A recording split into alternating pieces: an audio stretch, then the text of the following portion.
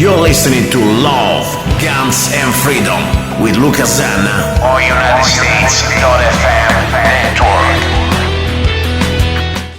Here we go, guys. You're listening to Love, Guns and Freedom with Luca Zanna on K-Talks 1340 AM and on United States.fm network. This is the hour about guns. You know, the gun part, it is not just a technical or tactical issue. It's also about a right issue.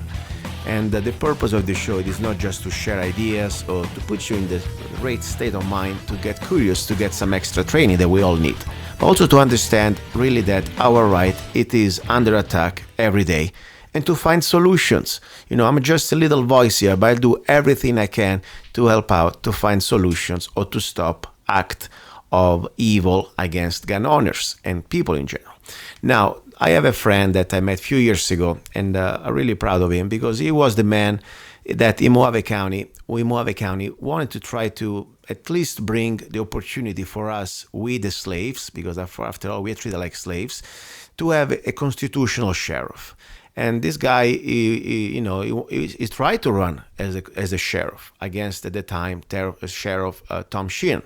But regardless, today, and then he'll tell us a little more about exactly what happened. But the point is today, why he's here, because he has to share with us a very horrible story. And I invite everybody of you to verify, and I will give you the opportunity to verify, because I don't never want you to listen to whatever I'm saying or whatever my guest is saying and believe everything. I just want that I bring you facts, and I hope you can verify. And when you verify if this information is true, you as a person, as a gun owner, as a lawful person who really respect other people's rights, I hope you can do your part. And I'll tell you exactly what you can do at the end of this interview. I have right now with me from Flagstaff, a town that sometimes I really even tremble just saying the names. As much as it's beautiful, the politicians there really suck. But anyway, I have here with me my good friend Mike Hayes from Flagstaff. Mike, are you there? Hi, Luca. I'm right here. Very good, Mike. First of all, before we go straight to the nightmare story, I would like you to introduce yourself. You have a great background as a person serving the community, not just as a civilian, also as a soldier. Give us a little bit about your background, and then we go straight quickly to the story. Thank you, Luca. You're very generous with your compliments. I'm a retired law enforcement officer. My name is Mike Hayes. I recently retired from the Department of Corrections about 2 years ago. I went out on full disability because I have spinal issues, and I didn't discover those until the year I was actually considering running for sheriff in Mojave County.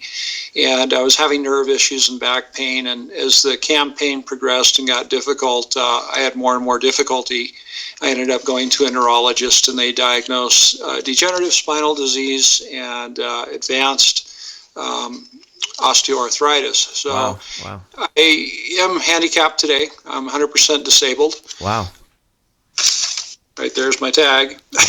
Okay, people can see it. We're on the radio, but I see it. It's true. He has the tag. And it's sad. Last time I saw you a few years ago, you were still walking normally, and this can happen to any one of us. That's why I say, guys, let's treasure health when we have it, because, we cannot appreciate health unless we lose it. Please go ahead, Mike. Yeah, and it kind of slowed me down. I'm in my mid-50s, and my back medically is about that of an 80-year-old. So I have ongoing issues. But regardless of that, at the time I was running for sheriff of Mojave County, I wanted to make some positive changes and give a lot of the residents an opportunity to actually choose their sheriff, because I understood that the sitting sheriff out there had just run unopposed for decades. And for various political reasons, it just didn't work out. But I moved on, and I tried to attend to my own matters, and I ended up receiving some very difficult legal problems from the Tom Sheehan administration that wanted to punish me for running against him at the time. And I guess they weren't interested in the fact that I was disabled. They really continued to persecute me, and it set me back a little bit. But that was several years ago since then. And I have settled into retirement. I'm no longer running for public office. I have no desire to do so. In fact, you're the first interview that I've given publicly, Luca, since this whole thing. Thank you. I appreciate it. By the way, one thing I remember, you also serve as a part of the military, correct? Well, I was a police officer before I worked for the Department of Corrections, Okay. and then I was a corpsman in the United States Navy. And Okay. So you didn't just do, you go way back in time. And this is why I want to bring it up. Think about it. A person like yourself, a law-abiding person, that you had to, you serve your country, you serve the community, and now we go straight to the point how things can, out of the blue, go out of control just because you go step your feet in the wrong stores in Flagstaff as a gun owner.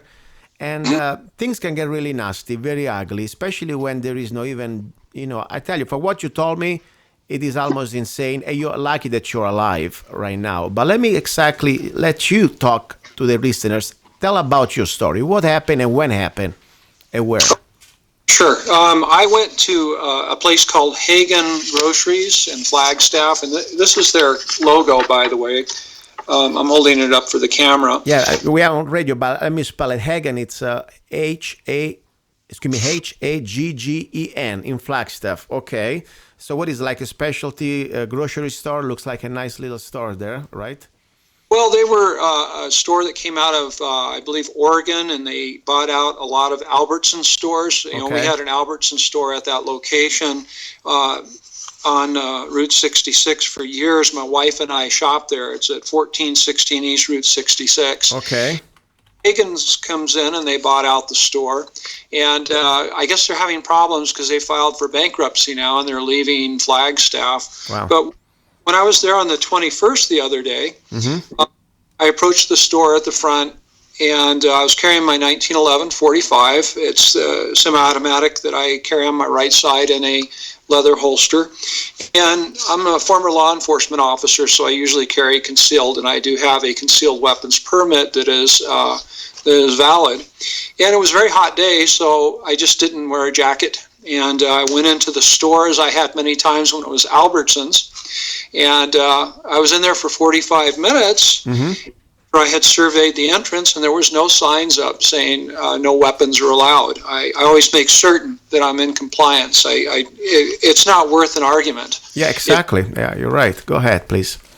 Yeah, if you go into a store and you see signs, it's just not worth the argument. You go back to your vehicle and you place your weapon in the car, and that can be dangerous too, because if somebody sees you doing that, I just, you know what I do normally in my philosophy? I get, normally I don't carry cash, but I have always $100 just for these situations. And I knock at the window and I open the bill, $100, and I say bye-bye, and I also point at the sign. That's normally what I do. But you do whatever you think is right. But the most important thing, you are in their confrontational. You are a grown-up man.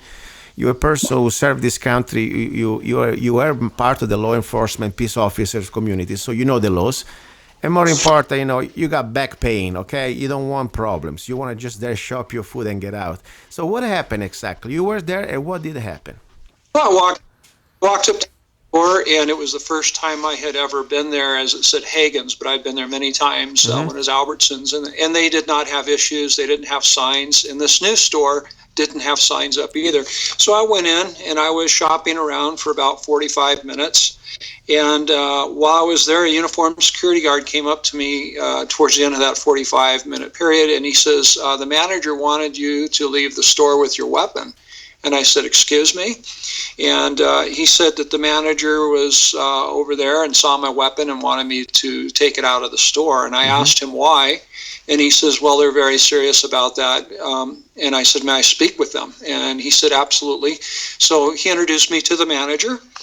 And I walked on over, and she said she was the manager. And I asked her if there was a problem. And she said, yes, you need to get that gun out of my store. And I asked her why. Wow. And because we don't like guns. And that was an odd expression. It's against our company policy. It wasn't, we prohibit guns. It was, we don't like guns. And I asked her who we was.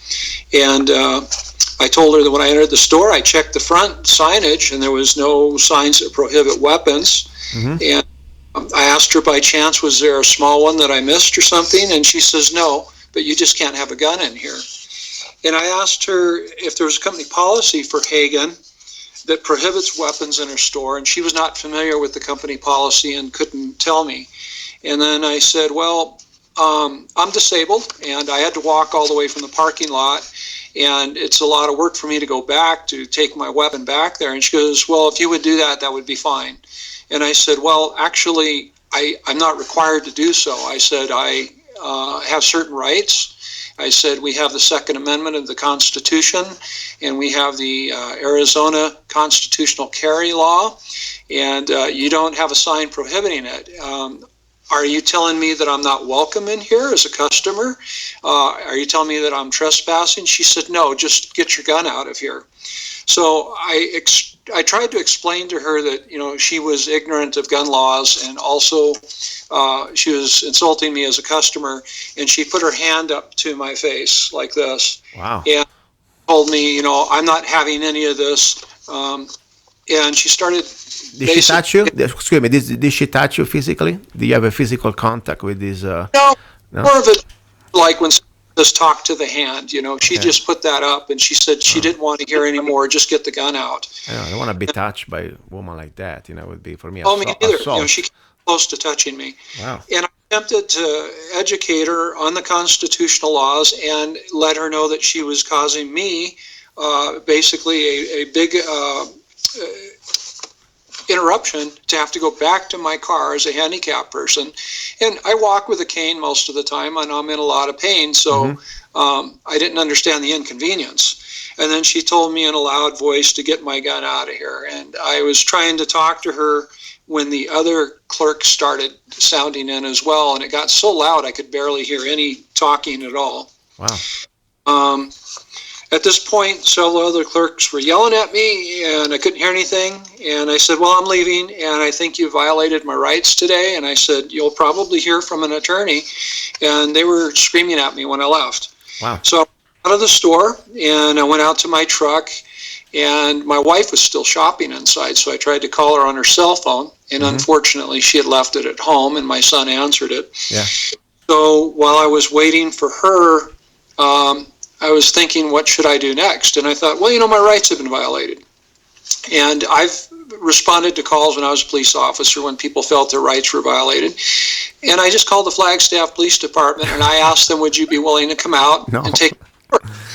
And they were very calm on the phone with me, and they took the information, and I thought, that's fine. And while I'm waiting for my wife, I'll just talk to them when they show up. Yeah.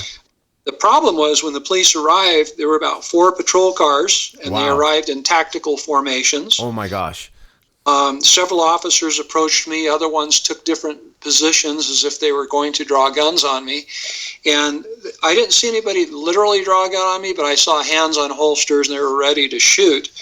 And when I spoke to the officer who was ahead on the call, he was a lead officer, he disarmed me. He took my gun off of me. He told me to keep my hands in plain view. And then I was detained for about an hour as they conducted an investigation. And as this investigation progressed, I'd given him my identification. I'd given him my concealed weapons permit. I was fully cooperating. I was polite. I realized that this was kind of odd if I was the victim. And I said, look, this is kind of strange. I said, do you guys always do this to victims when they call? They said, you're not the victim. And I said, I'm your reporting party. And they said, well, actually, you're not. Somebody inside the store called, and they stated that a crazy man was in there with a gun, waving it around, threatening customers. Oh, my gosh. This is so bad. This is so bad. I mean, for what you tell me, according to your witnessing, I wasn't there, of course. I mean, this is like they are bringing false information and false witnessing to the situation. I mean, this is a real, if you were threatening people, that's a real felony there. I mean, that's not a game, okay? It's not a joke. But question before we go ahead, this is very disturbing because now, did you have any witness, first of all, during this conversation with this manager? Well, I would say there were several customers that were around, and when I was out there talking to the officers after they de-escalated, a couple people came up to me and they said, sir, we support you, you're open carry, we do that in this state, and we noticed that you're a veteran because they saw my the United States Marine Corps. Yeah. And they said, this is wrong what they did to you. And so they were witnesses. Wow, that's good. At least, I'm looking from outside. I'm not a lawyer. I'm not, law enforcement. Just a person, try to see from what you tell me what's going on. My humble opinion, what I think, first of all, what we can do, what we should have done. First of all, yes, in my humble opinion, for what I see, they should, if they don't want people with guns in the store, they need to put a sign, okay? That's their right to lose business or make money the way they want. It's their private property. I respect that. But as you said, you're already inside. There are no signs. And they ask you now to, especially with your physical handicap that you have with your back problem, you need to go back all the way to the car just because they cannot provide a sign. Why? If I was the manager, I would say, at least the next time, don't come back with a gun. We will put a sign, but now just stay there. Everything's cool. Finish what you have to do. I mean, I would even do that if I was the manager. Say, don't worry, stay here. But the point is, they did not provide a sign. But they give you, of course, the whatever answer they want. They hate guns and they don't want guns. They told you to leave. Now, the police, when they came there, they were pretty cooperative. They told me, well, I understand, they were pretty understanding. But they say something that somebody filed charges against you or not? Well, what was after talking for a little bit, I was told that a report had been taken and that the manager wanted me arrested for trespassing. Wow. And I had specifically addressed that issue when I was in the store. I said, am I trespassing? Do you want me here? And she says, no, that's not the problem. She says, I just don't want the gun here. So I don't know where all of a sudden they've changed their mind, other than the fact that they decided to get very rude with me. They got loud, and I reciprocated. You're allowed to speak your mind and talk the way you want. When people are gruff with you, sometimes they only act to. As a police officer, I've experienced that, and I wanted to maintain control of the situation.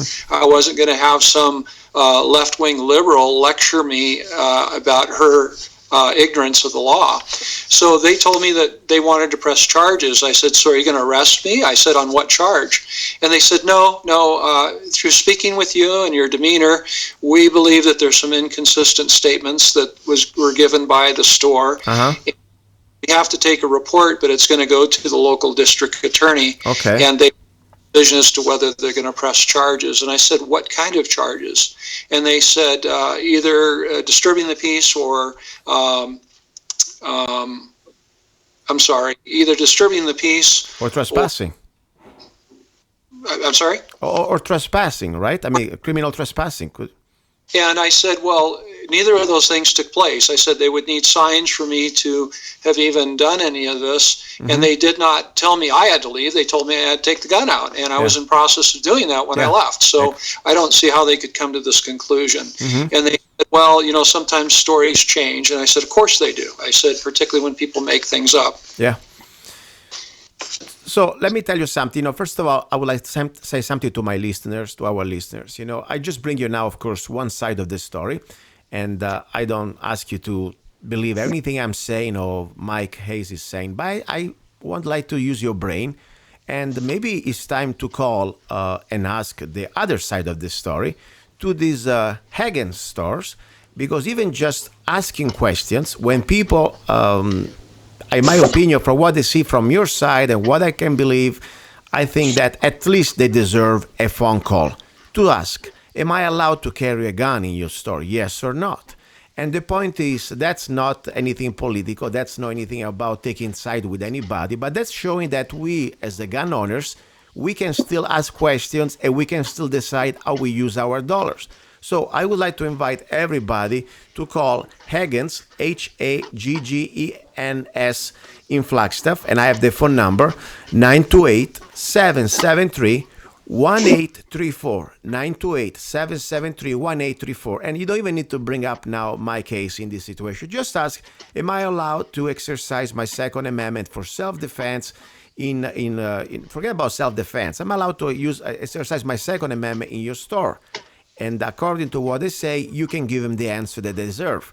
Normally, what I like to do that to remind that many of us gun owners, even if they don't see that we carry a gun, because, we do not even need a concealed permit anymore in this state. We have a constitutional carry law. We can carry as law-abiding citizen without permit.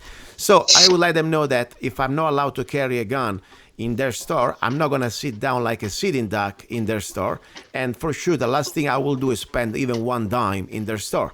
maybe just my voice, but guess what? Maybe if there are more than my voice out there, they may start to get the hint a little bit. I understand they're already out of business, so no really big deal. Probably they're going to be gone anyway.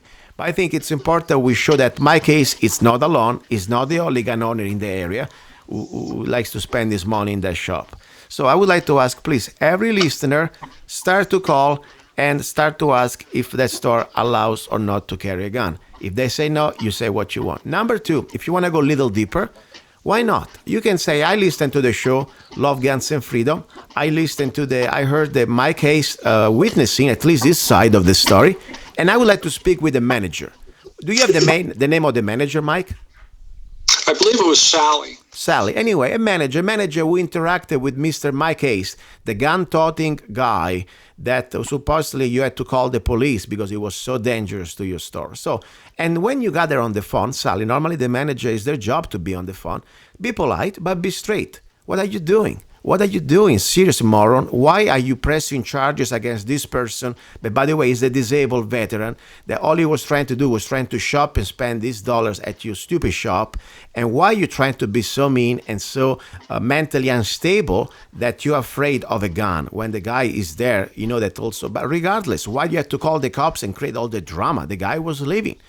Regardless, you say what you want, but I think it's important in a polite way we interact with these people, let them know that their salary, their paycheck come from our dollar.